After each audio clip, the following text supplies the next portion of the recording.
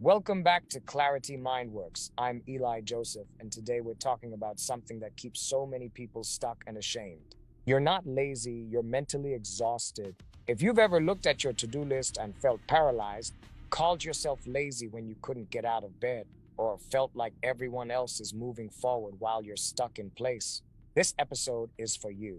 Because mental exhaustion is not a character flaw. It's what happens when anxiety runs your mind 24 hours a day.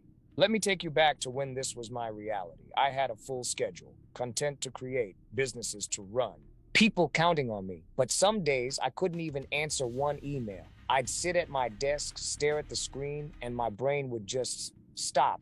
I'd call myself lazy. I'd beat myself up. I'd compare myself to everyone else who seemed to have it together. But here's what was really happening. My mind never got a break. All day long, and especially at night, it was working overtime, replaying conversations, worrying about money, planning for disasters that never happened, second guessing every decision. By the time morning came, I was already tired, not physically tired, mentally exhausted. And that's when you start calling yourself names that aren't true.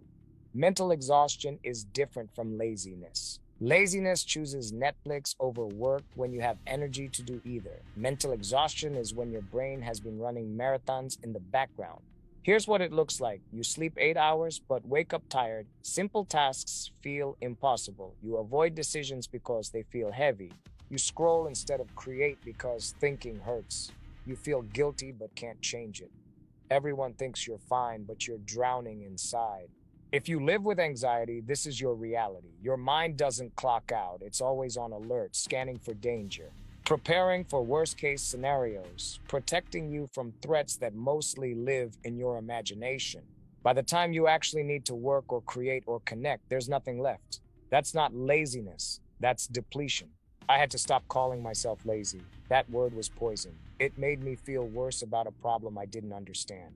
So I started paying attention to what was really happening. I noticed patterns, decision fatigue. Every choice felt heavy. Emotional hangover. Yesterday's anxiety sitting heavy. Safety scanning. Checking for danger instead of creating. Once I understood this, I started working with my exhaustion instead of against it. Here are three things that help me. Step one, name the real problem. When you feel lazy, pause and ask, am I tired? Am I scared? Am I overwhelmed? Am I safe? It's rarely laziness. Step two, give yourself permission to rest, not escape. Rest. 30 minutes with no phone, no performing, just breathing, just being. Your worth is not your output. Step three, start with the smallest possible action, not clean the house. Try. Drink water, stand up and stretch. Write one sentence. Small wins build momentum. Big goals when you're depleted just create more shame. When I stopped calling myself lazy, something shifted. I started seeing my exhaustion as information, not failure. My body was saying, hey, we've been running too long. And when I gave myself that break, I had energy to create again. Not perfectly, but enough to move forward. That's the goal, not perfection, just enough clarity to take the next right step. If you're feeling stuck today, try this. Look at yourself with compassion instead of criticism. You're not lazy, you're recovering. You're not failing, you're learning. Rest is productive. Take one breath, take one step. I'll see you in episode 3.